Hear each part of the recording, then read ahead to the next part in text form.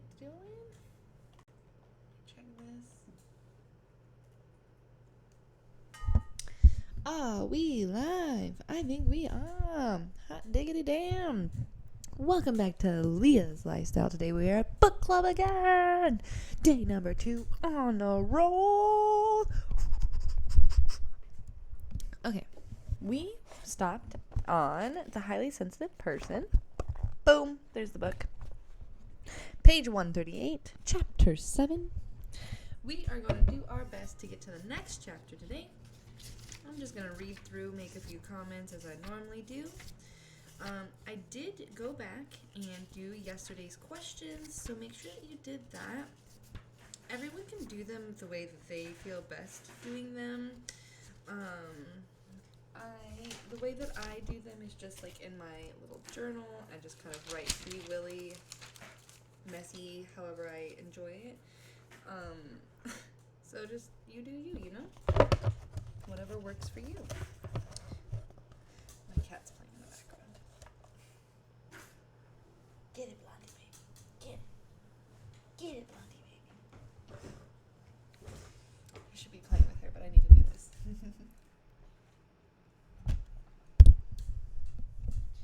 For the education, for the learning, for the discipline, for the betterment of me. Okay. Chapter 7. Close relationships, the challenge of sensitive love. I need this. Actually, this sounds like the one I need. The chapter I need. The line I need. Baby, you're what I need. Gosh, she's so cute. Okay. This chapter is a love story. It begins with how HSPs fall in love and into loving friendships. Then it helps with the rewarding work of keeping that love alive, HSP style. Yeah, this sounds. Yeah. Ramona, hey. Oh shit, girl! I'll test you. We'll chatty. I'm gonna read through this, but I'll chatty you. I've been so bad. I'm trying to get back on the horse again. Let me do it now so I don't forget.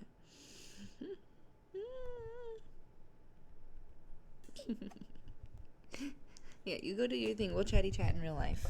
We should hang out soon. This is a good book, though. You should totally read it. I have the rest of it on my YouTube if you want to listen to me read it, but I'm not sure how fun that will be. I haven't watched it myself, to be honest.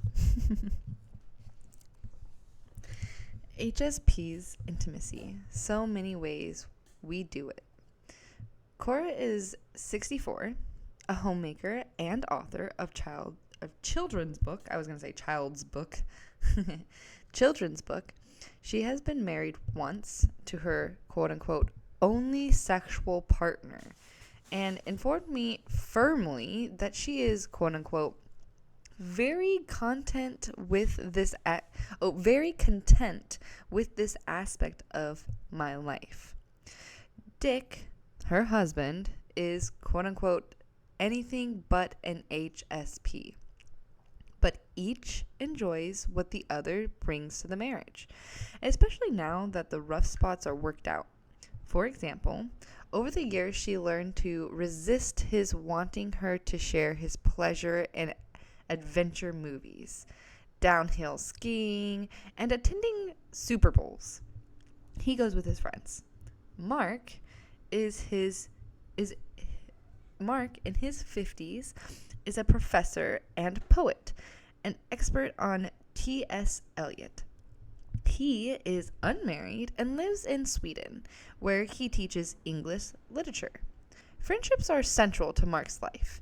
He has become skilled at finding those few souls in the world like himself and cultivating deep relationships with them.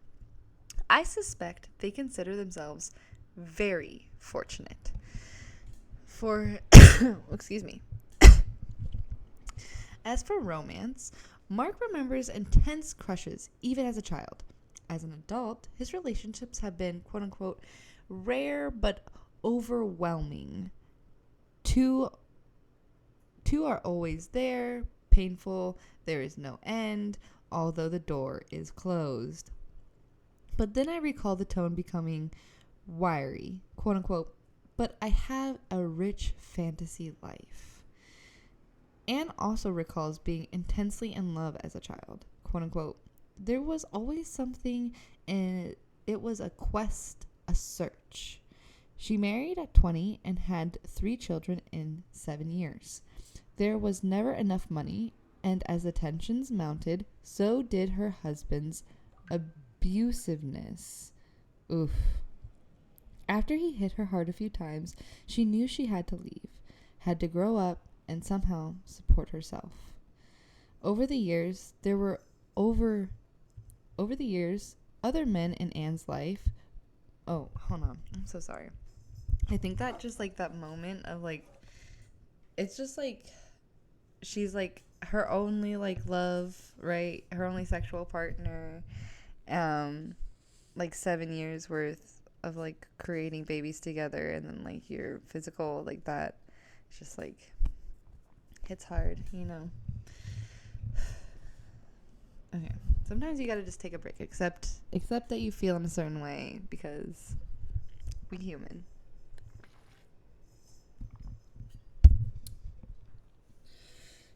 Okay.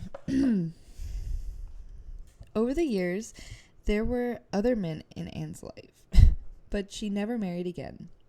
At 50, she says her quest for the quote-unquote magical other has ended at last. Indeed, when I asked her if there were special ways she had organized her life to accommodate her sensitivity, her first response was, quote-unquote, I finally got men out of my life, so I'm not tired by that anymore. Close friendships with women, however, and close ties to her children and sisters and give Anne great happiness. Kristen, the student we met in chapter 1, was yet another with intense crushes throughout her childhood. Quote unquote, each year I would pick out one. But as I got older and it became more serious, especially when I was actually with them, I wanted them to leave me alone. Then there was the one I went to Japan for. He was so important to me, but that's ending. Thank goodness. Now that I'm 20, I'm not so into boys. I want to figure out who I am first. Wow, Kristen. Wow, girl. Kristen, so worried about her sanity, is definitely sounding very sane. Dang. Wow, that's insane. I remember also having pretty intense, like, younger hood, like, crushes. I think it's interesting. She's like, each year I picked out one boy. I wasn't quite like that, but, like, if the boy that I was crushing on no longer showed interest, or we had like some kind of falling out, then I would pick another boy, right? Me, like, the idea of having like searching and like having the openness for multiple people to possibly be taking that position is so overwhelming. I would rather kill myself. I would rather not be alive anymore than have to experience the overwhelmingness of trying to decide to pick up a partner. Like, just the idea of thinking about doing that, not my jam. No, don't like it. So, like, if I can just hyper focus on one person and be like, are you cool if I just, like, love the fuck out of you? And they're like, that sounds great. That's much, much easier. And at some point, I remember believing that maybe one person couldn't handle that, right? Fair enough. I can't expect that. So maybe polyamory is the thing. But honestly, it just doesn't matter. You need someone who can accept that. You need someone who wants that. So that's intense. Okay. Lily, 30, spends a... excuse me, goodness. Lily, 30, spends a promiscuous youth in rebellion against her strict Chinese mother. But 2 years before, when Lily's health failed due to her wild life, She finally realized she was miserable.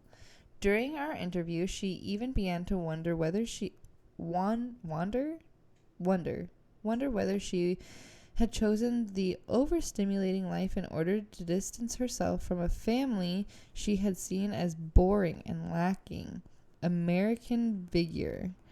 At any rate, when she regained her health, she entered a relationship with a man she saw as even more sensitive than herself. At first, they were merely friends. Like her family, he seemed boring, but something gentle and thoughtful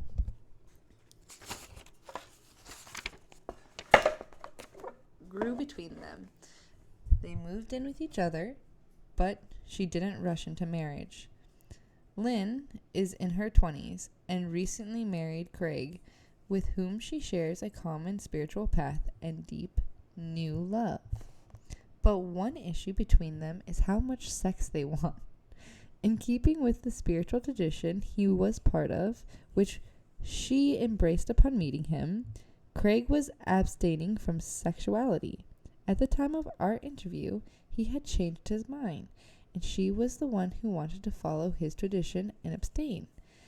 The compromise that pleases them both thus far as being lovemaking that is quote-unquote infrequent, once or twice a month, but quote-unquote very special. These examples illustrate the richly diverse manner in which HSPs fulfill their very human desires to be close to others. Although I have no large-scale statistical data yet to confirm this, it is my impression from my interviews that HSPs vary more than others in the kinds of arrangements they work out in this area.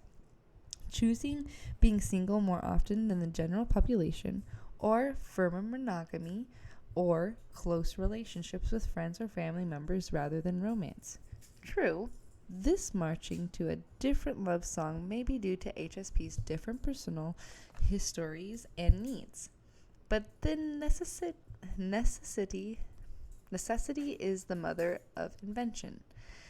With all this diversity, we HSPs still have some common issues to consider regarding our close relationships, all arising from our special abilities to perceive the subtle and the greater tendencies to become over-aroused. I know you are not playing with my Christmas tree bulbs right now. Ma'am. Ma'am. Young child. Wait, give me that. Hey, you got it. Where is it?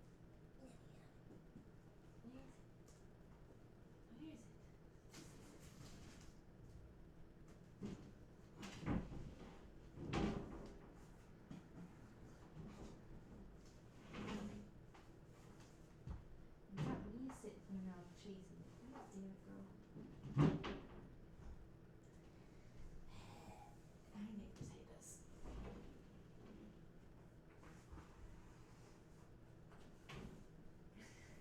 Oh, it's not my bulb.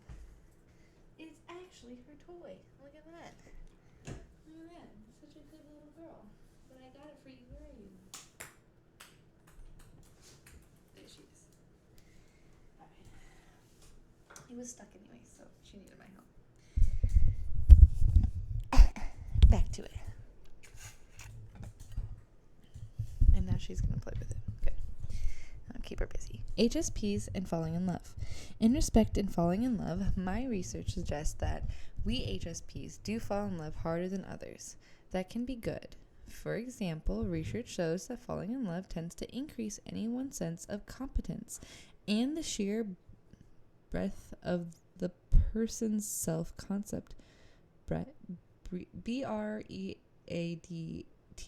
Breadth? Sheer breadth? Okay. Maybe I need to Googly a word. Are we going to learn a new word right now?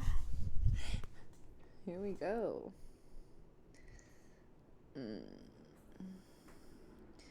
Breadth. The distance or measurements from side to side of something. Width. When in love with one's... Wait. What is this? I looked when I was hot. No.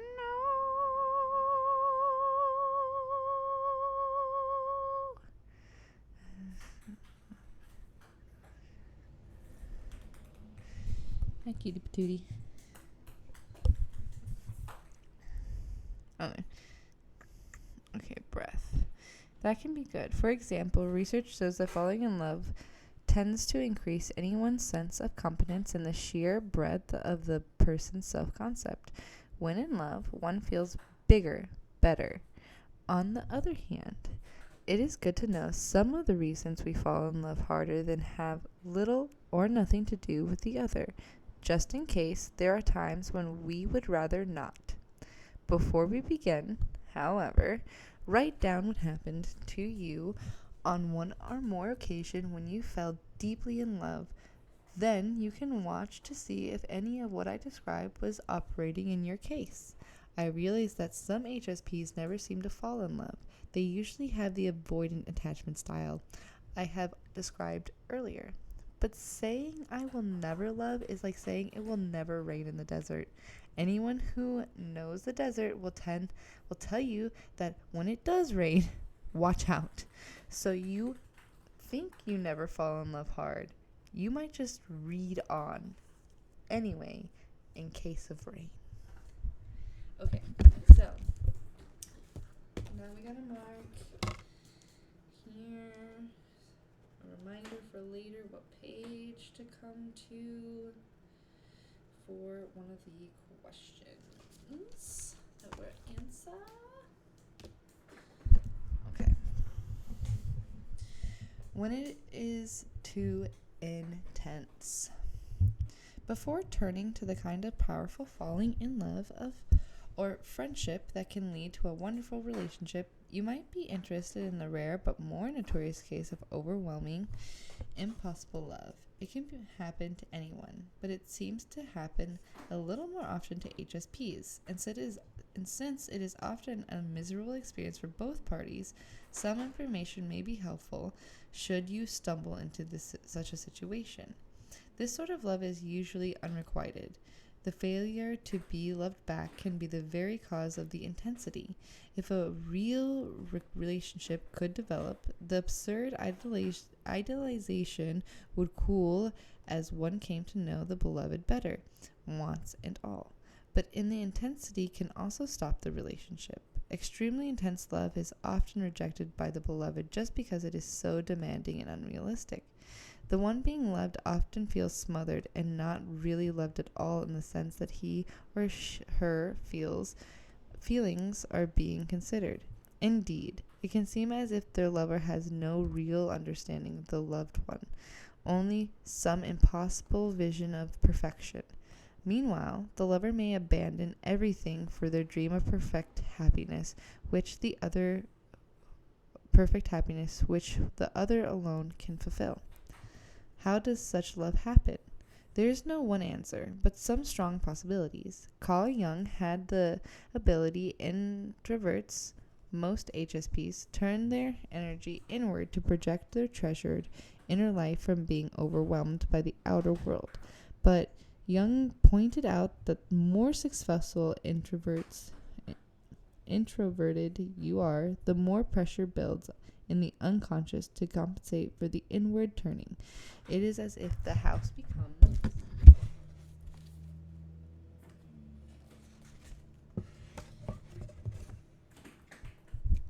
filled with bored, but probably gifted kids who eventually find their way out to the back door. This pent-up energy often lands on one person or place or thing, which becomes all important to the poor,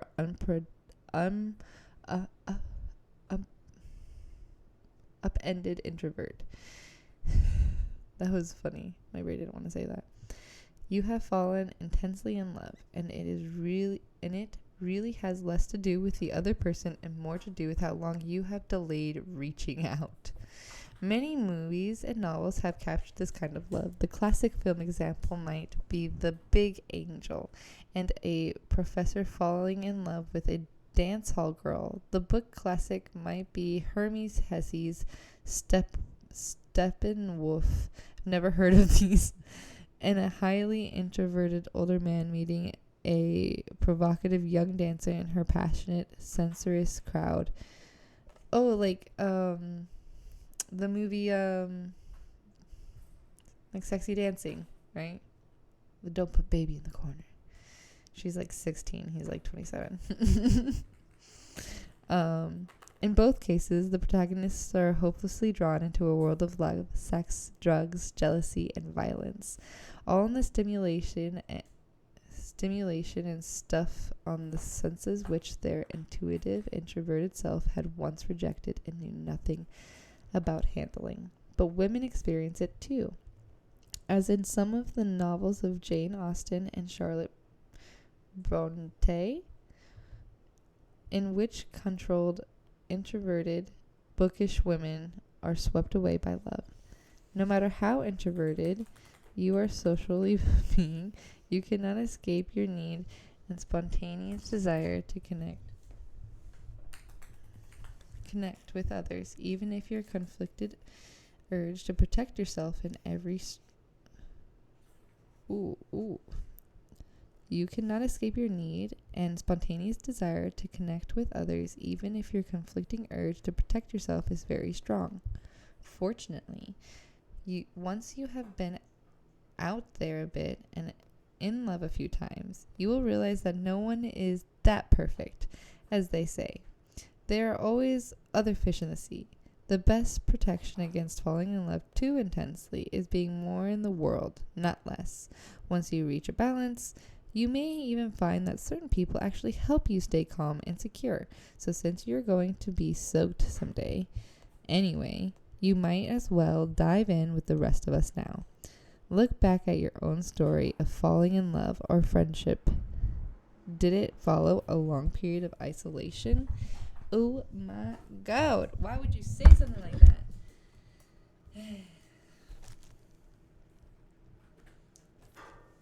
Already have 2 questions. Just getting into it. Goodness.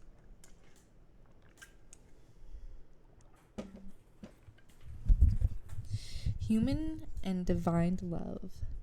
Another way to fall in love hard is to project one's spiritual yearnings onto another person.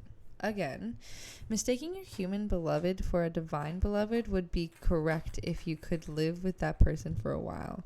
But when we cannot, the projection can be surprisingly persistent. The source of such love has to be something pretty big, and I think it is.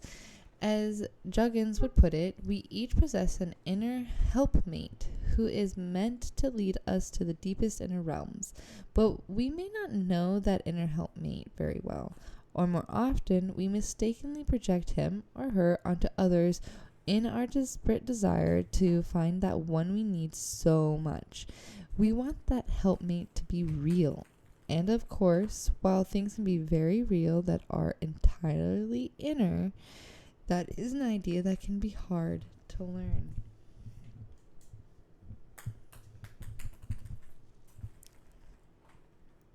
Juggin traditions hold that for a man, the inner helpmate is usually a feminine soul or anima figure, and for a woman, it is usually a masculine spirit guide or animus.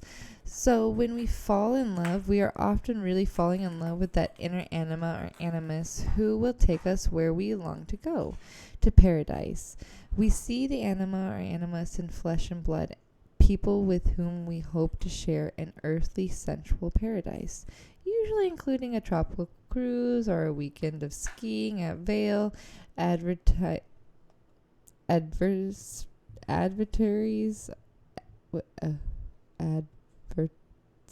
Anniversaries are happy to help us project these archetypes onto the outer world.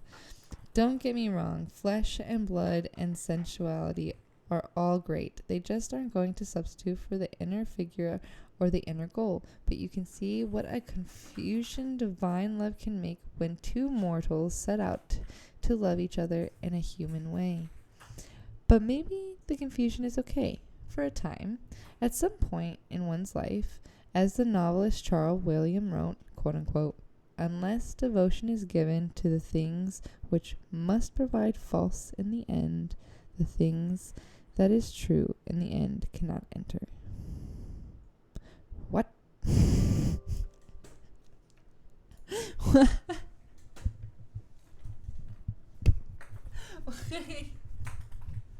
Pause. Back up. Okay. Who is this Charles William, anyways? And why are we talking about this drug and this is just out of nowhere. Human and divine love. Interesting, ma'am. I feel like this was kind of like a throwaway. I feel like this was trash, in my opinion. That was unnecessary. End of page of 142 into 143, complete trash. She can cut that out. That was unnecessary. I wish I hadn't read it. Anyways. Next. Overwhelming love and insecure attachments. Yeah, seriously. See, you just can't put... You can't just, like, talk about, like, logistics and overwhelmingness and science and psychology and then, like, put a whole paragraph about divine love in there. No, ma'am. No, ma'am. No, ma'am. Disagree. Okay. Anyways, overwhelming love and insecure attachments. As we already have discussed, HSP's relationships to everyone and everything are greatly affected by the nature of their childhood attachments to their first caretakers. Since only about 50 to 60% of the population enjoyed a secure attachment in childhood, a shocking statistic, really. Those of you HSPs who tend to be very cautious about those close relationships, avoidant, or very intense in them, anxious ambivalent,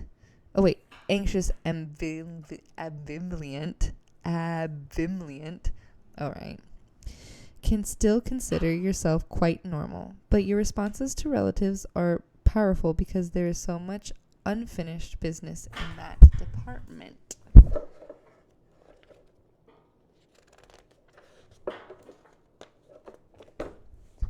Often those with insecure attachment styles try very hard to avoid love in order not to hurt. Or maybe it just seems like a waste of time and you try not to think about why you see it differently than most of the world. Yet no matter how hard you try, someday you may find yourself trying again to get right. Someone appears, and it seems safe enough to risk an attachment. Or there is something about the other person that reminds you of some safe person who passed too briefly through your life. Or something inside is getting desperate enough to take another chance. Suddenly, you attach, as Ellen did. Although Ellen had never felt as close to her husband as he would have liked, she had thought she was fairly happily married at the time that she finished her first large sculpture. But after the year-long project was completed and shipped out, she found herself feeling oddly empty. She rarely shared such feelings with anyone, but one day she slipped into talking about it with an older, stout woman who wore her long gray hair in a bun.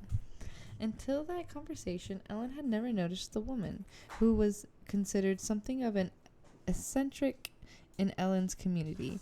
But the older woman happened to have been trained as a counselor and knew how to listen empathetically. The next day, Ellen found herself thinking about the woman all the time. She wanted to be with her again. The woman was flattered to have such a glamorous artist as a friend, and the relationship bloomed. But for Ellen, it was more than friendship. It was a strangely desperate need. To her own amazement, it soon became sexualized for both of them, and Ellen's marriage grew turbulent. For the sake of her husband and children, she decided she wanted to break off the relationship, but she could not. It was utterly impossible. After a year of stormy scenes among the three of them, Ellen began to find intolerable faults in the other woman, mainly a violent temper. The relationship ended and Ellen's marriage survived, but she never understood what happened to her until years later in psychotherapy. In the course of exploring her early childhood, Ellen learned from her older sister that their busy mother had little time or inclination for babies. Ellen had been raised by a series of babysitters. Ellen could remember one, a Mrs. North, who later was her first Sunday school teacher. Mrs. North had been extraordinarily kind and warm. Indeed, little Ellen had thought Mrs. North was God. And Mrs. North had been a stout, homely woman who wore her gray hair in a bun. Oh my God. She fucked her nanny. That's crazy. I mean, I guess we fuck our parents, so like, what am I saying? I mean, not really, right? But like, the identity of them and another person, we do. Ellen had grown up unconsciously programmed. First, she was programmed to avoid attaching to anyone since her caretaker had changed so often. But as a deeper level, she was programmed to watch for someone like Mrs. North and then to risk everything to be secure once again, as she had been for a few hours each day in infancy with the actual Mrs. North. We all go out programmed in some way to please and cling to the first kind person who promises to love and protect us, to find the perfect parent and worship that person totally, to be extremely careful of attaching to anyone, to attach to someone just like the person who did not want us for the first time, to see if we can change them this time. Or who instead we never grow up, or just find another safe harbor like the one we enjoyed as children. Look back over your loved history. Can you make sense of it in terms of your early attachments? Do you bring it to intense need left over from childhood? To have some of those needs left over is to be supplied with the normal quote-unquote glue of adult closeness. But we can ask only so much from a fellow adult. Anyone who really wants an adult with a child's needs, I need to never have the other out of sight, has something unresolved going on from the past too. Psychotherapy is about the only place where one can wake up to what was lost, mourn the rest, and learn to control the overwhelming feelings. But what about normal romantic love, which temporarily makes life so wonderfully non-normal? Oof. Wow, that last paragraph there, though, huh? Damn. This book randomly hits, it's doesn't make sense for a second, and then it makes sense, and then it's like, boom, in the soul, right through the heart. Come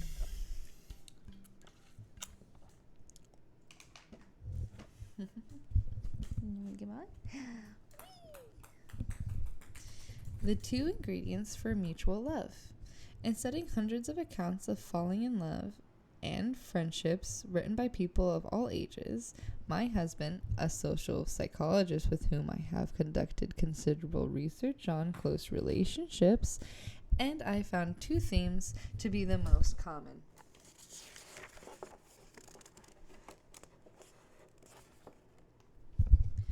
First, obviously the person falling in love liked certain things about the other very much. But also, Cupid's arrow usually pierced their armor only at the moment when they found out that the other person liked them. These two factors, liking certain things about the other and finding out that the other person likes you, give me an image of a world in which people walk around admiring each other, just waiting for someone else to confess their love.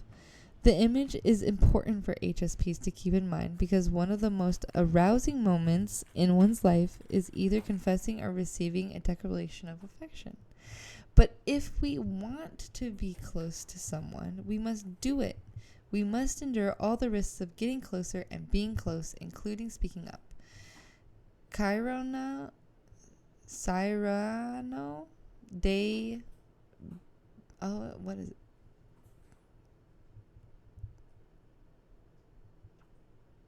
Bergerac. Don't know that name. Some person learned that lesson, and so did Captain John Smith. I don't know. I feel so bad not being able to pronounce that name. How arousal can make anyone fall in love. A man meets an attractive woman on a flimsy, suspicious bridge, swaying in the wind high over a mountain gorge. Or he meets the same woman on a sturdy wooden bridge a foot above a rivulet.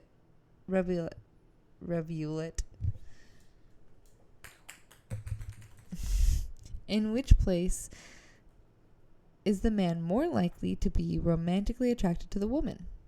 According to the results of an experiment done by my husband and a colleague, which is now famous in social psychotherapy, there will be far more falling in love on the suspicious bridge. What? Oh, the suspension, not suspicious, suspension bridge.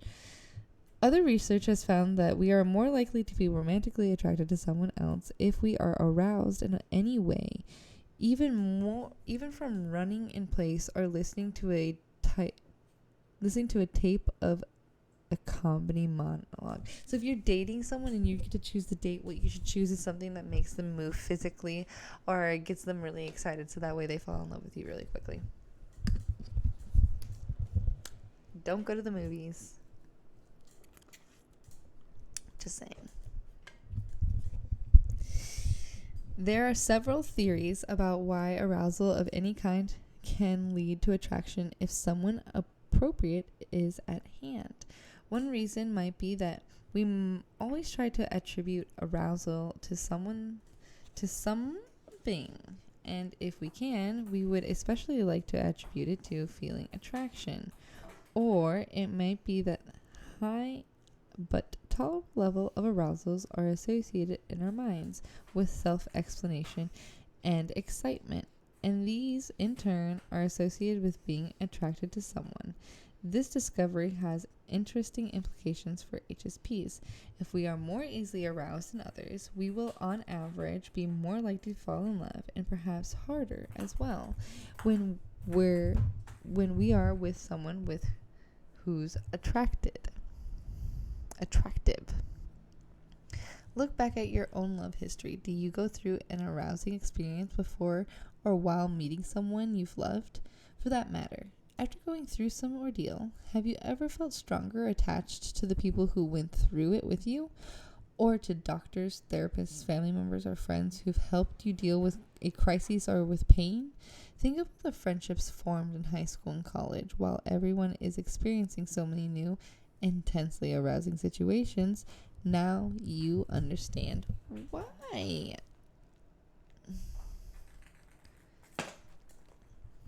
Two other reasons HSPs are more prone to love. Other sources of falling in love can be doubts about one's own self-worth. For example, one study found that women's studies whose self-estimates have been lowered by something they were told during the experiment were more attractive to a potential male partner than those whose self-estimates had not been compromised. Similarly, people are especially likely to fall in love after a breakup. Wow, I wonder why. As I have emphasized, HSPs are prone to low self-esteem because they are not their culture's ideal. So sometimes they consider themselves lucky if someone wants them at all. But love on that basis can backfire. Later, you may realize that the person you fell in love with was very much your inferior or simply not your type. Look back at your own love history. Has low self-esteem played a role? The main solution, of course, is to build up your self-esteem by reframing your life in terms of your sensitivity, doing some inner work on whatever else lowered your confidence, and getting out in the world on your terms and proving to yourself that you're okay.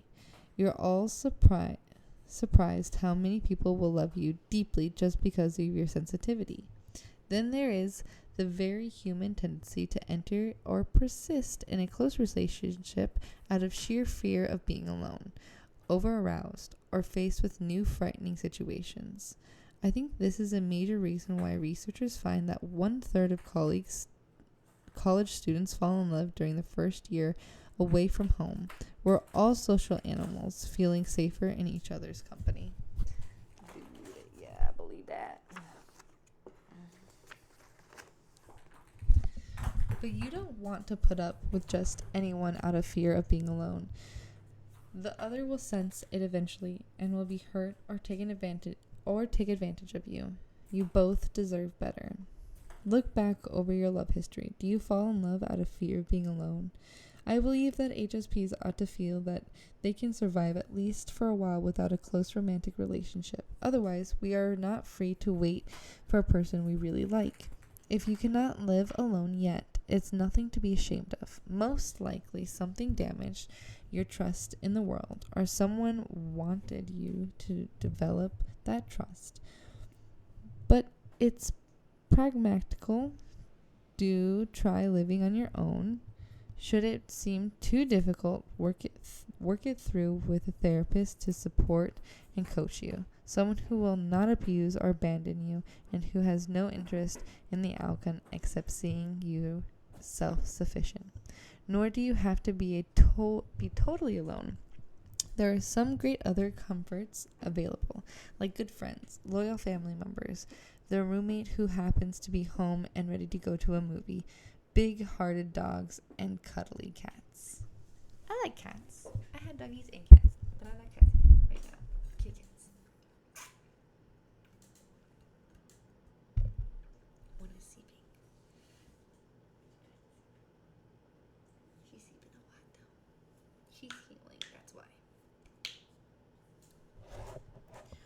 Oh goodness. Okay, we're not doing too bad. We got like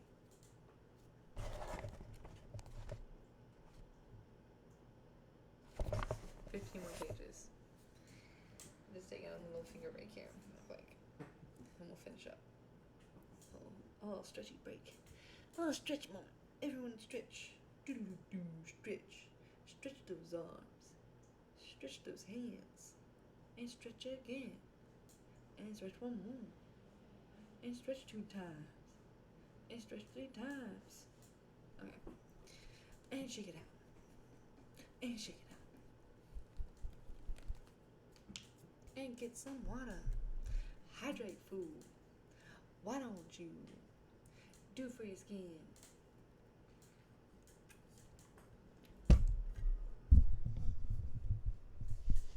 Alright. Where were we at?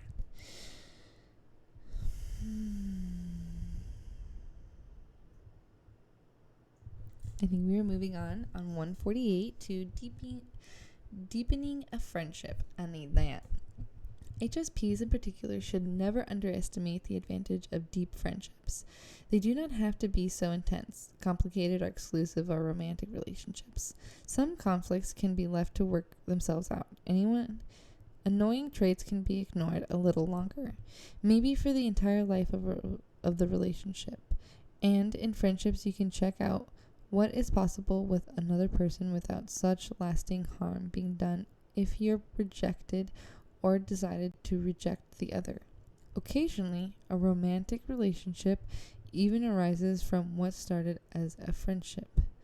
To deepen a friendship or a family relationship, use a little of what you know about the healthy reasons people fall in love. Tell the other person you like them, and don't hesitate to share an intense experience. Go through an ordeal together, work on a project, be a team. It's hard to get close if all you do is sometimes go to lunch together. In the process of your shared experience, you'll also share self-disclosures. When these are mutual and appropriate, they're the fastest routine to closeness. Finding the right other.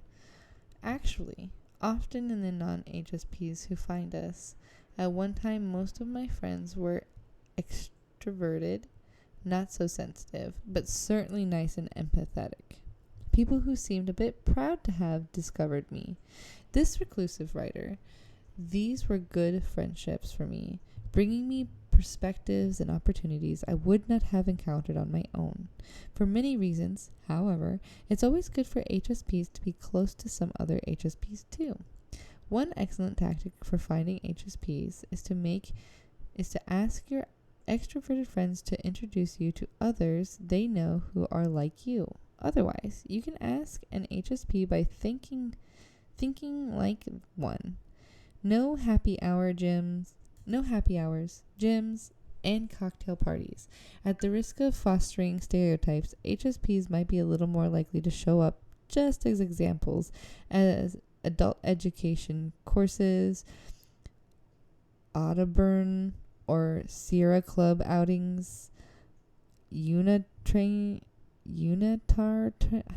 or Quaker churches, study groups for Catholics or Jews wanting to know about the deeper or more esoteric aspects of their religions, art classes, lectures on Hegelian psychology, poetry readings, Mensa gatherings, symphonies, opera, and ballet performances, the lectures, symphonies, operas, and ballet performances, the lectures before those performances, and spiritual retreats of all sorts. The list should get you started. I feel like I'm doing that on my own. I think you just gotta pick what you like. Like if you like what are they called?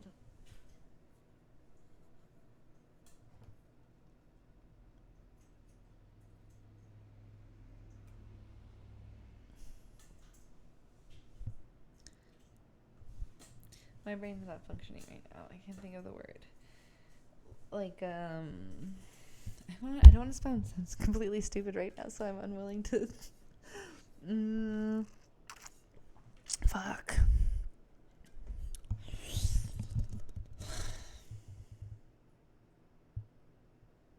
Never mind. I'm not gonna do it. We're just gonna read. That means we just need to read, right? If my brain doesn't want to function, we just read. We just read and learn then. We don't ask much more of the brain.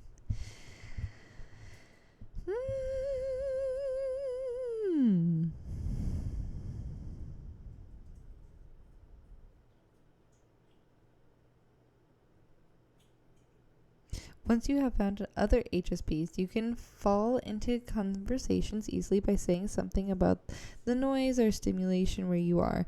Then you can agree to get away, take a walk, find some quiet together, and you're on your way.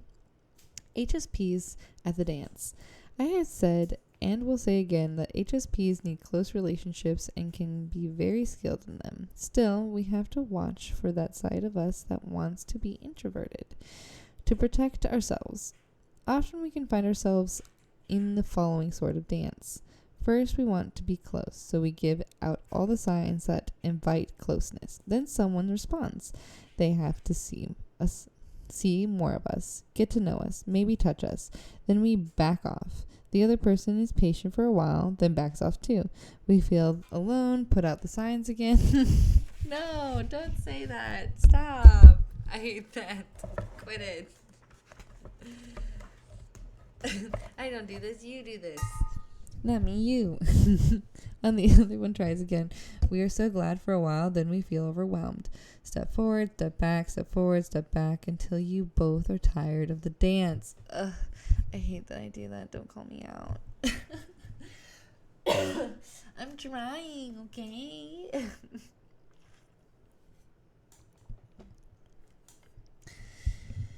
Getting the right balance between dance and closeness can seem impossible. If you try to please others, you'll lose track of your own needs. If you only try to please yourself, you'll often fail to express very much love and will not make the compromise that relationships require. Having a relationship with someone like yourself is one solution. However, you can both end up so out of touch that the two of you will dance on opposite sides of the room. On the other hand, a relationship with someone wanting to be more involved and stimulated can turn the dance into an ordeal. I don't know the answer for you, but I know HSPs must stay at the dance and neither give up nor wish it would end.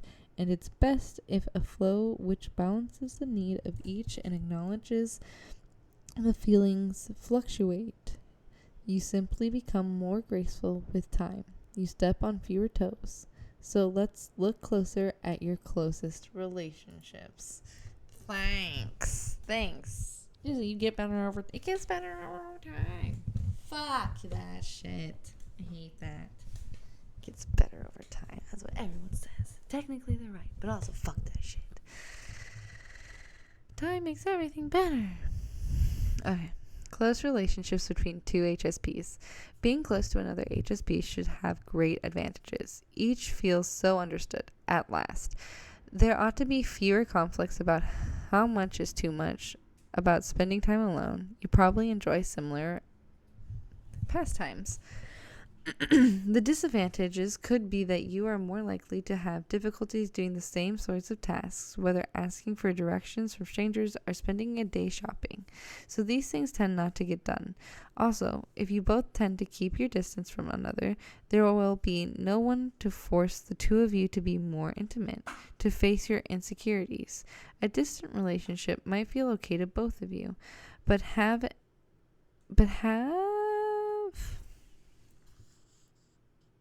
an arid quality that would be absent in a relationship with a person who asks for greater closeness. But this is really up to both of you. Popularity psychology notwithstanding, if you are both happy, there is no law, natural or human, that says you have to be intimate and intensely sharing in order to be content. Finally, it is my impression that in general, whether two people in a relationship have similar personalities, their understanding of each other is strong and their conflicts are minimal. That can be boring, but it can also create a safe, quiet harbor from which you each can journey, either out into the world or inwardly. Returning to each other, you can share the excitement vicariously of each other's experience. When the other is not as highly sensitive, any difference in a pair spending lots of time together will tend to grow. If you are a little better at map reading or bank statements, you will do it all the time for both of you and become the expert. The trouble is, when left alone with a map or a bank wanting to know what is going on with your account, the one who, quote unquote, can't, really feels foolish and helpless.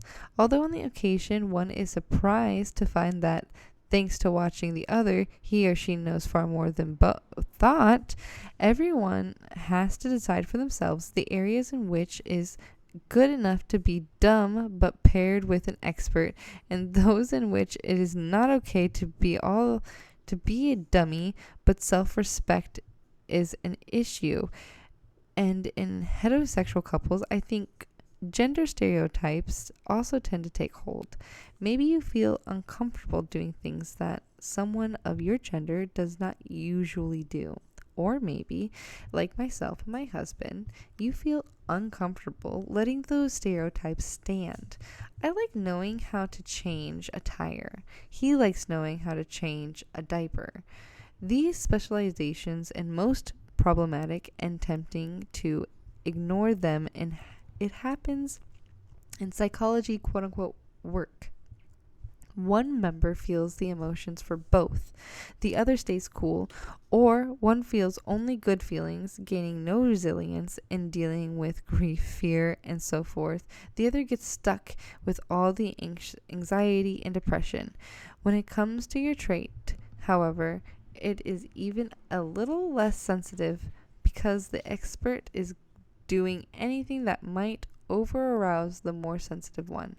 Or, if you are both sensitive, you may specialize in different areas. There are advantages for both parties. There is more calm, and one person feels helpful, the other helped. Indeed, the less sensitive person may come to feel indispensable and find this all too reassuring. Meanwhile, the more sensitive one does all the attending to subtle for both. Some of this may seem less crucial to have creative new ideas, know why you are living, deepen communication, appreciate beauty. But if there is a strong bond between the two, it is probably because the less sensitive person truly needs and values what you, the more sensitive one, contributes. Without it, all the efficient doing of things would be for nothing and probably be much less effective as well. Sometimes the more sensitive person may even sense all of this and feel indispensable and all too superior. In a relationship that has lasted for many years, both partners may become quite content with their particular distributions of tasks. However, in the second half of life, especially one or both may become dissatisfied. The desire to be whole, to be experience the half of life one did not specialize in, one becomes more compelling than the desire to be efficient or avoid failure. Moreover, if this specialization has become extreme, as it can in a long-term marriage, each person may feel so dependent on the other that they may lose any sense of choice about being in the relationship. In the case of sensitivity, one of you may feel unable to survive in the outer world. The other may feel unable to find the way inward at the point the glue is no longer love, but a lack of any alternative. The solution is obvious, but not easy. Both must agree that the situation must change, even if for a time things are not done as efficiently as before. The more sensitive one must try new things, take change more, go it alone sometimes. The less sensitive one must experience life without the other's quote-unquote spiritual input, and make contact with the subtle as it comes up in his or her own awareness. Each can be a coach for the other if each can keep from stepping in and taking over. Otherwise, the most useful role is to stay supported in the stands, or maybe the role of someone who forgets about the other entirely for a time, so that the rank amateur can struggle along without being observed and ashamed of his or her punny efforts. The amateur knows where to turn for expert and loving help if it is needed. That is still a wonderful offering. Maybe in this situation, it is the greatest gift of all.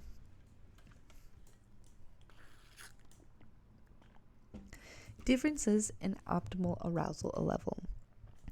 We have just considered a situation in which you and your less sensitive partner or friend make things almost too comfortable for you, the sensitive one. But there are also going to be many times when the other does not appreciate that you are overstimulated. Times when the two of you have been doing the very same thing after all, and he or she is still feeling just fine. What's the matter with you? How do you respond to a well-intentioned request that you, quote-unquote, just try it and not, quote-unquote, spoil the fun? This is a dilemma from my own past, first as a child in my family, then later with my husband. If I said I could not participate, either the others would not go because of me and I would feel guilty, or they would go without me and I would feel I had missed out. What a choice. Not understanding my trait, my solution usually was to go along with what was planned. Sometimes it worked out, sometimes it was agony, and sometimes I ended up sick. No wonder many HSPs lose touch with their quote-unquote authentic self. During a year we spent in Europe, when our son was an infant, we traveled a few weeks of summer with friends. Our first day out, we drove from Paris to the Mediterranean coast, then east along the Riviera into Italy. We had not foreseen that we would be joining European vacationers, all of us winding through town after town, bumper to bumper, horns honking, mopeds sputtering. Meanwhile, the five of us were trying to decide on a town and a hotel that would turn our Riviera fantasy into reality in spite of our having no reservations and not much money. My infant son, happy for hours using me as a trampoline, was eventually tired and began crying and fussing, then shrieking. It was not much fun, but sundown. It was not much fun by sundown. Once in our hotel room, I yearned for rest and to have my son bedded down. At the time, I did not understand any of this as a specific trait. I just knew what the two of us needed now. My husband and our friends, however, were ready to go to the casino at Monte Carlo. Like many HSPs, I don't enjoy gambling. Still, honestly, same. It sounded glamorous, but there was no way I could stand going. Still, if a babysitter could be arranged, I just hated staying home. I did stay behind finally. My son slept well. I lay awake feeling sad, lonely, envious of the others, and on the edge of being alone in a strange place. Of course, when the others returned in a gay mood, they regaled me with funny stories and quote unquote, you should have been theirs. I had not gone and had not slept either, and then was not sleeping because I was upset that I had not slept. How I wish I had known then that I know now. Over arousal is easily displaced onto worries, regrets, anything that is handy, and going to bed does not mean you will sleep. You may be far too stirred up, but it is still the best place to be, and there is usually another chance, even to see Monte Carlo. Most of all, it can feel wonderful to stay home once you accept that home is truly where you sometimes belong. In these situations, your friends and partner is in a real bind. He or she wants you to come, and since sometimes in the past it has worked out, pushing you is tempting. And besides missing having you along, if he or she goes without you, the other may feel deeply guilty about leaving you alone. I think that HSPs has to take charge in these situations in order to not have anyone else be blamed later. After all, you are the one who knows best how you are feeling and what you can enjoy. If you are hesitating to do something out of fear or overstimulation, not out of your current state of fatigue, you have to weight that against the fun you might have, and add a little weight in favor of going if you have an extra fear of the unfamiliar left over from childhood. You have to decide for yourself and act. If your action turns out to have been a mistake, you are the one who made it, and at least you tried. If you know you are overstimulated and you need to stay home, do it gracefully and minimize the regrets you express. Urge others to have fun without you. Daytime alone. Another frequent problem in a close relationship with less sensitive partners or friends is your greater need for solitude, just to think and digest the day. The others may feel rejected or simply still want your company. Make clear why you need the break. State that you will be available again and keep the promise, or perhaps you can still be together but resting in silence. If you met with resilience about your need for solitude or any other of your special needs, you will need to discuss the issue more deeply. You have a right to your difference, experience, and needs, but realize that they are not those of your partner or friend, and not like most of the people he or she knows. So try to listen and see what the other is feeling. Maybe he or she wants to deny that such a major difference could exist between you, or perhaps there is a fear that something is the matter with you, a flaw or an illness. The other may have a sense of loss because of adventures, real or imaginative, and this trait seems to be making it impossible for both of you. There may be anger or a feeling that you must be making it all up. It helps to remind the other, modestly and with tact, of all the good things he or she is getting because of your trait. And you must watch that you do not use your sensitivity as an excuse to always get your way. You can tolerate high levels of stimulation, especially when you are with someone who relaxes you and makes you feel safe. Sometimes making an honest effort to go along with your friend or partner will be appreciated. It may work out well. When it does not, you will have demonstrated your limits, preferably without saying, quote unquote, I told you so. It will become clear that you are usually happier, healthier, and less resentful when you each recognize and respect the other's optimal level of arousal. You will each encourage the other to do what is necessary. Go out and have fun. Stay in and rest in order to remain in that comfortable range.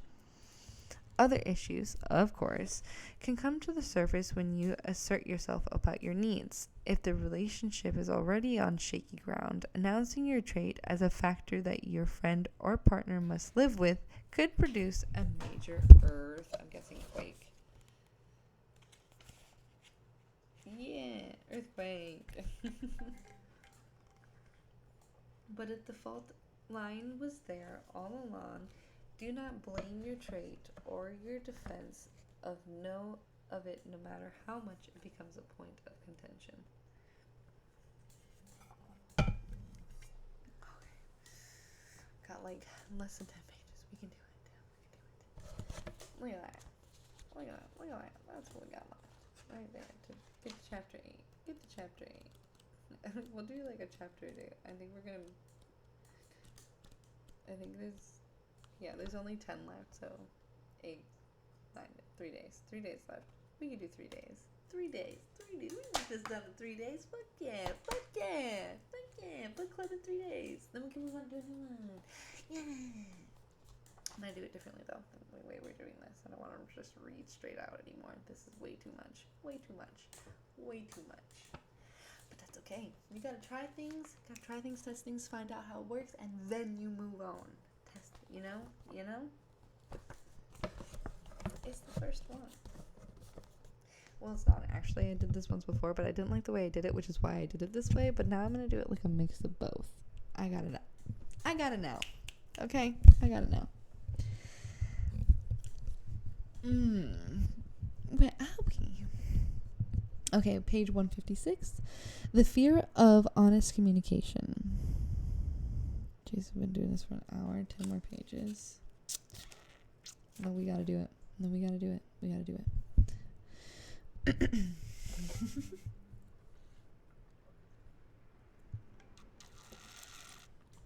Should have read more yesterday. Only read 30 minutes yesterday, and I have to make it up today. That's how it goes. That's how it goes. Okay. Overall sensitivity can greatly enhance intimate communication. You pick up on so much more of the subtle cues of nuances, the paradoxes and ambivalences, the unconscious processes. You understand that the sort of communication requires patience. You are loyal, conscientious, and appreciative enough of the value of the relationship to be willing to give it time. The main problem is, as always, over-arousal. In this state, we can be extremely insensitive to everything around us, including those we love. We can blame our trait. Quote unquote, I was just too tired, too overwhelmed.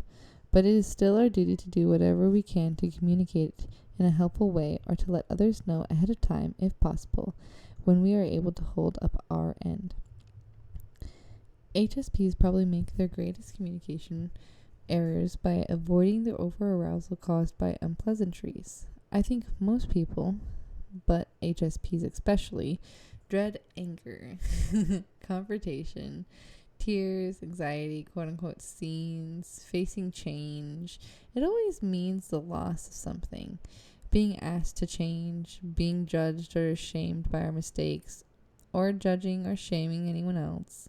You probably know rationally from reading, experiences, and perhaps relationship counseling that one has to have all of the above if a relationship is going to stay fresh and alive. But for some reason, that knowledge does not help when it comes to time to plunge in and blurt out your feelings. Furthermore, your intuition is leaping ahead. In a very real, arousing, semi-conscious imaginary world, you are already experiencing various ways the conversation might go, and most of them are distressing. There are 2 ways to tackle your fears. First, you can become cautious of what you are imagining and imagine other possibilities too. For example, how it will be after the conflict is cleared up, or how it will be if you do not work on the problem. Second, you can discuss with your friend or partner what you are imagining that is keeping you from being more open. Saying something like this is inevitably manipulative, quote unquote. I would like to talk to you about such and such, but cannot if you react by saying such and such. But it may also take you to deeper issues about how you communicate. Okay. That makes sense. I like that though. I would like to talk to you about such and such, but can't if you react like this. Fair. I feel like that's fair. Like if you do this, like I'm gotta stop it. Makes sense. I like that. The need for timeouts during conflicts. I love timeouts during conflicts. Yes. Timeouts. I'm a timeout queen. Give me years. Days, weeks, months, centuries. I don't time out for as long as possible. Some people call it procrastination. I call it timing out for life. Just kidding. A couple in which one or both are HSPs need to work out some extra ground rules for their most arousing communications, which are usually their arguments. I presume that you already ban name calling, of course, the muddling of the present conflict with past issues, and the abuse of confidence sharing when you're both feeling safe, and the abuse of confidence shared when you are both feeling safe and close. But the two of you might agree on other rules just to handle over arousal. One is taking time out. In general, one should not walk out in the middle of an argument or bring up the issue of, quote unquote, ending it for good. But when someone has strong desires to get away, that person is feeling desperate and concerned. Words are not working. Sometimes this is due to guilt because of having seen something about oneself that was very unpleasant. This is the time for the other to back off and show some sympathy, not drive the point home and shame the partner more. Sometimes the cornered one still feels in the right but outgunned. The words are too fast, too sharp. There's no comeback that will work. Fury rises and leaving is the only safe way to express it. In any case, as an HSP, you may find yourself sometimes so aroused just from arguing that your fight is rapidly becoming one of the worst moments of your life. Since your relationship is bound to become bitter and distant without the occasional expression of legitimate gripes, you want both parties to look back on quarrels as worthwhile, even if painful at times. That means being civilized. So take a time out. Offer an escape hatch, even if only for 5 minutes, an hour, a night to sleep on it. No one is walking out, just postponing. Waiting to finish an argument can be hard on both of you, so both must agree to the pause. Discuss it ahead of time as a truly helpful ground rule, not a cop-out. Actually, you may find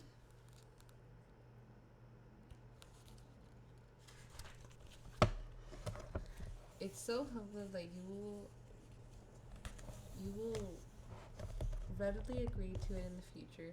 Things always look different after a timeout. The power of positive meta communications and reflective listening. Meta communication means talking about how you talk or just about how you feel in general, apart from the moment. Navigating meta communication sounds like this, quote, I just hope you are aware that even though I am discussing this with you, I plan to do whatever I want. Or, have you noticed that every time we argue, you become irrational? Such statements exclamate arguments to a new level. Avoid them. Potent weapons as they are, positive meta communications, however, do the opposite, putting a safe ceiling on how much damage is being done. They sound like this, quote unquote. I know we are arguing pretty hot and heavy right now, but I just want you to know that I want this to work out. I care about you, and I appreciate your struggling through this with me. Yeah, I like the second one a lot more. A positive meta communications are important in all tense moments between people. They lower arousal and anxiety by reminding those involved that they do or could care for each other and that things will probably work out. Couples in which either or both, our HSPs should be especially sure to include them in their close relationship toolboxes. I also suggest you try reflecting listening, quote unquote, reflective listening. This valuable tool has been around since the 60s, and you probably know it well. I've included a reminder of it here because it has saved my marriage twice, and that's no exaggeration. How could I leave it out? This is the CPR of love and friendship. Reflective listening boils down to the hearing the other person, especially his or her feelings. To be sure you heard, you say the feeling back. That's it. But it's harder than it sounds. First of all, you'll say it sounds stilted or like a therapist, quote unquote, like a therapist. It does when it's done exclusively, but the reaction also may be due to a discomfort with feelings, at least partially taught by your culture. Believe me, it seems far less phony to the person receiving the attention, and just as a good basketball player must sometimes do nothing but shoot basketballs or dribble, you need to practice listening exclusively now and then so that there's a quote-unquote move when you need it. So try exclusive, pure reflective listening at least once, preferably with someone you're close to. Still unsure?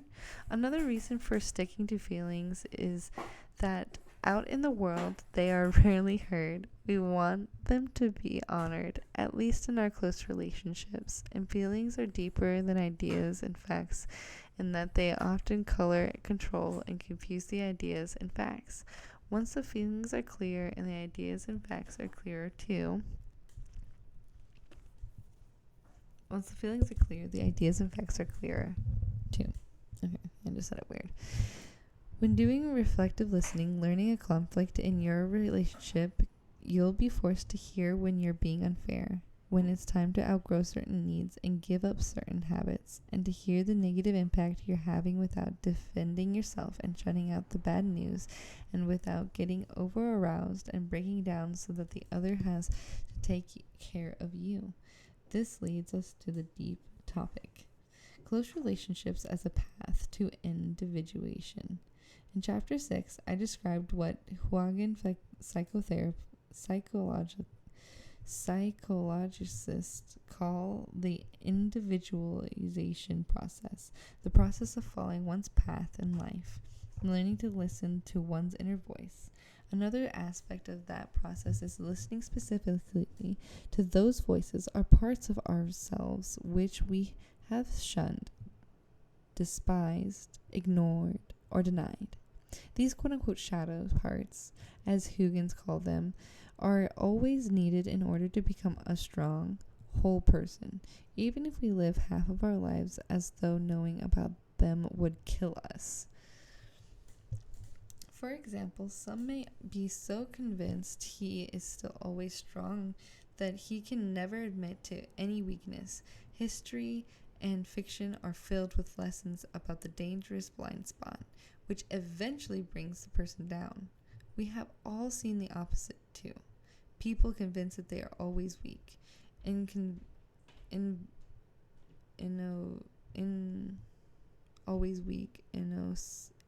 victims, forfeiting their personal power but gaining the opportunity to think of themselves as all good and of all others as bad. Some people deny that part of the loves others, the part that hates, and so on. The best way to handle shadow aspects is to know about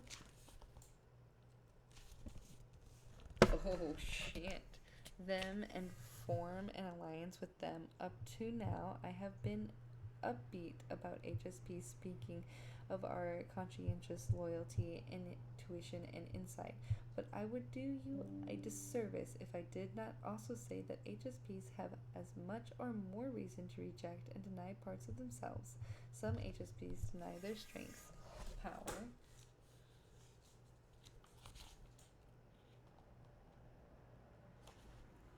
and capacity at times to be tough and insensitive.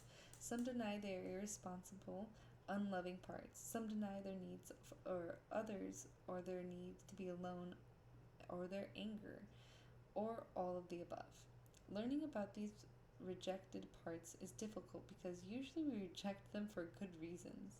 And while your casual friends may know quite a bit about your shadow aspects, they will probably hesitate to speak of them. But in a very close relationship, especially if you live together or must count on each other for the basics in life, you will not be able to avoid seeing and discussing each other's shadows, sometimes heatedly. Indeed, one could say that a close relationship does not really begin until you know about these aspects of each other and decide how you will live with or change them. It is painful and shameful to be shown your worst side. That is why it can only happen when you are forced to by the one you care most for, and when you know you are not going to be abandoned for speaking or speaking of or possessing these quote unquote horrible secret parts. Thus, a close relationship is the best way to take possession of them, to gain the positive energy that was lost along with the negative and individuate along the path of wisdom and wholesomeness. Alright, there's like a whole section back here in the book, page 160 to 161.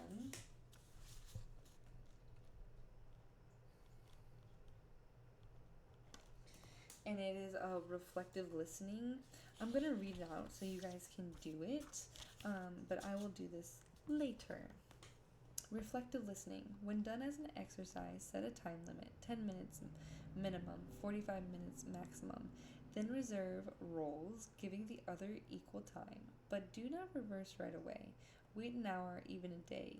If the subject was some conflict or anger between the two of you, also wait before discussing at all what you said. You can take some notes on what you want to say if you want to, but your best bet is to cause you to express your reactions during your turn at reflective listening. The do's. 1. Bear yourself physically as one who is really listening. Sit up, arms and legs uncrossed.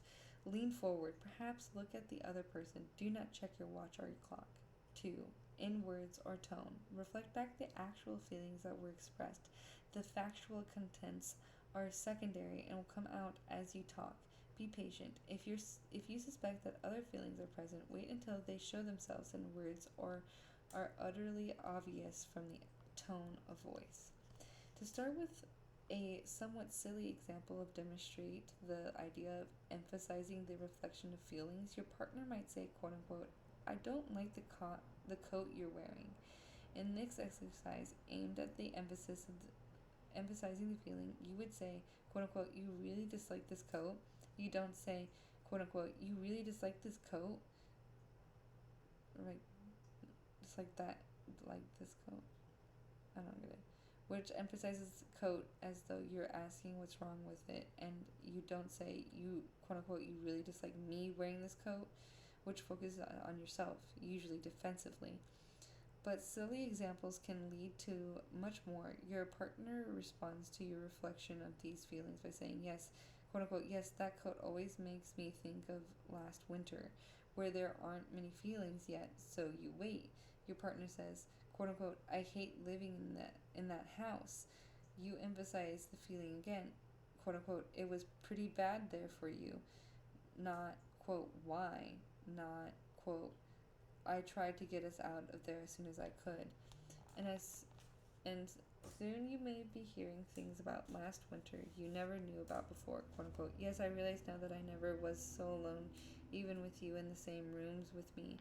Things that need to be discussed, that's where the reflection of the other's feelings can lead, and as opposed to focusing on facts are your own feelings. The don'ts. 1. Don't ask questions. 2. Don't give advice. 3. Don't bring up your own similar experiences. 4. Don't analyze your interpretation. 5. Don't do that anything don't do anything else that is distracting or not reflecting the person's feelings experiences. 6. Don't lapse into very long silence, letting the other do a monologue. Your silence is the quote-unquote listening half of the reflective list. When timed right, silence gives the other the space to go deeper, but also keep reflecting what has been said. Use your intuition in the time of these two. 7. And no matter what the other says, don't defend yourself or give your view of the matter. If you think it's necessary, you can emphasize afterwards that your listening did not mean you agree. While these assumptions behind feeling can be wrong, and we can do something wrong because of what we feel, feelings in themselves are not right or wrong, and usually to less trouble, not more, if respectfully heard. Oof, that was a good section. All right. We're at 62 and 63, and it is only 66, so 2 more pages. We got this.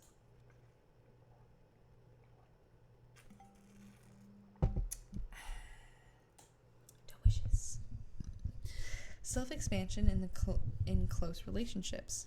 We humans seem to have a strong need to grow, expand, not just to more territory, possessions, or power, but to expand in knowledge, conscientiousness, and identity.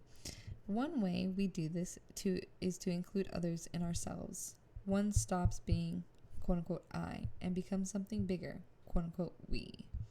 When we first fall in love, the self-expansion due to including others in our lives is rapid. Research on marriage, however, shows that after a few years, the relationship becomes much less satisfying. But good communication slows the decline, and with the individuation process just described, the decline can be even farther slowed or reversed.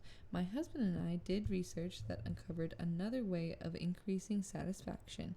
In several studies of married and dating couples, we found that the pairs felt more satisfied with their relationships if they did things together that they defined as quote-unquote exciting, not just quote-unquote pleasant.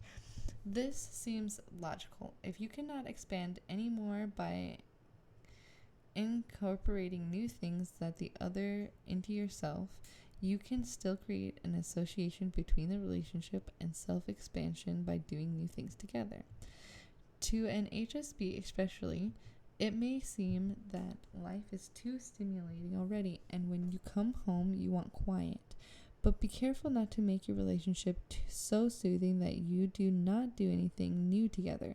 Perhaps to do that, your hours apart have to be less stressful, or you have to search for what expands you without over-arousing you. A concert of quiet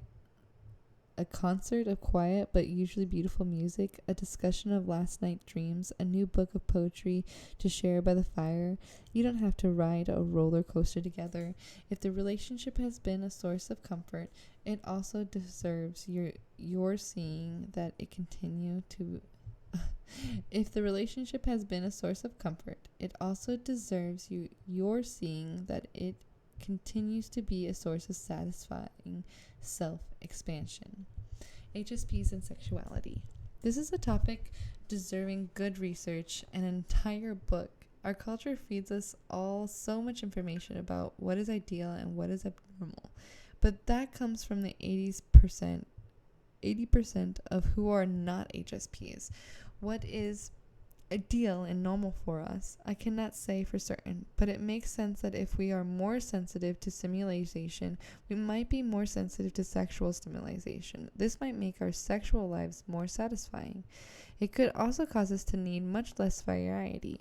In those times when we are over-aroused from general stimulation could obviously interfere with our sexual functioning and pleasure.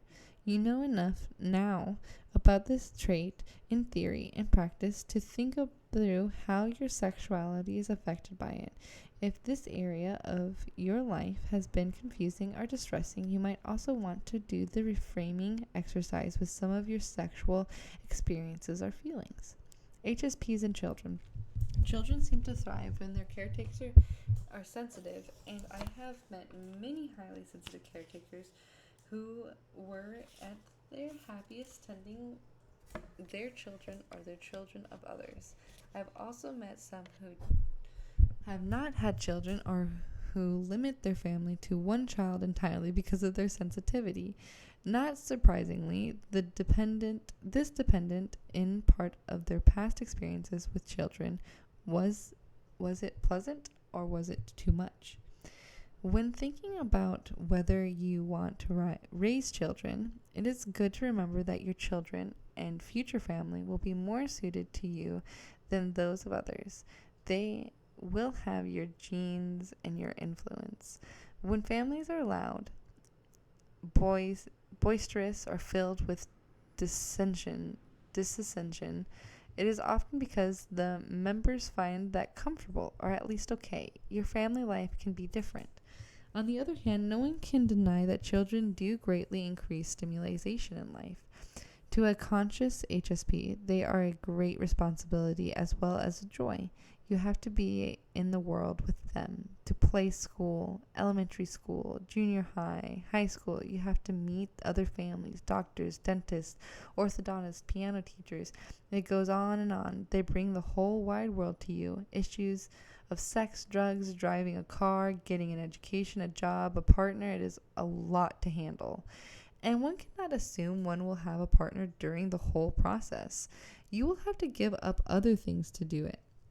That is a certainty. It's all right not to have children. We cannot have everything in this world. Sometimes it's smart to see our limits. On the subject, in fact, I often say that it's wonderful not to have children and wonderful to have them. Each is its own kind of wonderful. Your sensitivity enriches your relationships. Whether you are an extrovert or an introvert HSP, your greatest social fulfillment tends to come in close relationships. This is an area of life where almost everyone learns most profoundly while gaining great satisfaction, and it is where you can shine. You can help others and help yourself by applying your sensitivity to these relationships. Working with what you have learned. The three of us, you, me, and my, or our, trait of sensitivity. The following is meant to be done with another person with whom you are in close relationships. If you have no one with whom you can do it, imagine doing it with someone with whom you had a relationship in the past or hope to have in the future. You will still learn a great deal. If the other person does exist and has not read this book, give him or her read the first chapter and this one, at least making note of whatever seemed unusually relevant to your relationship. Reading some parts out loud together might be valuable too. Then set aside time to discuss the following questions.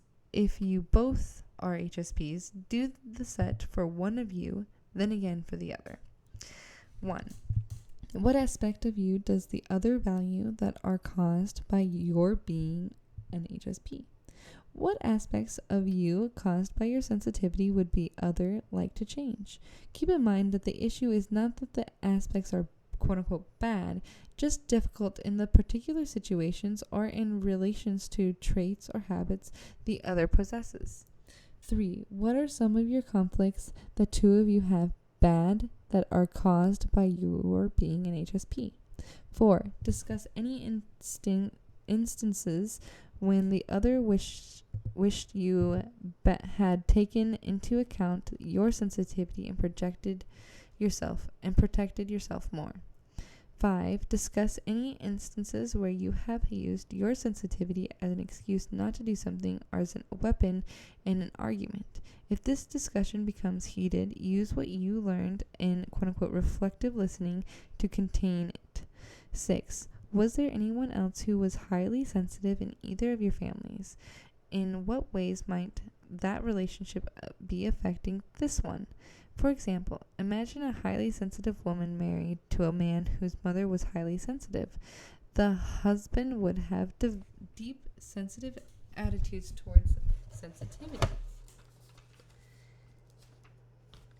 Becoming alert to them could improve relationships among all three, him, his wife, and his mother. 7. Discuss what you each gain by specializing, one of you being more sensitive, the other less. Besides the efficiency and specific benefits, do you each enjoy being needed for your own talents? Do you feel indispensable to the other? Do you feel good about yourself when you are doing something the other cannot? 8. Discuss what you each lose by this specialization. What do you wish you could do for yourself that the other now does for you? Do you get tired of the other depending on you when you're engaging in your specialization? Do you have less respect for your partner because you do such things better? Does it lower the other's self-esteem? And that is the end of chapter 7 and page 166. Dang. Holy shit. That was long, but I'm glad I got through it. Okay, we're gonna end here. Thank you for watching. Don't forget to like, share, and subscribe. Hit the bell icon down below because I post very randomly and it will let you know when that's happening. And leave a comment down below of some of the things that you answered down before, or maybe some of the thought processes that I brought up, or your favorite points. Start the discussion. I'll talk to you guys soon. Bye.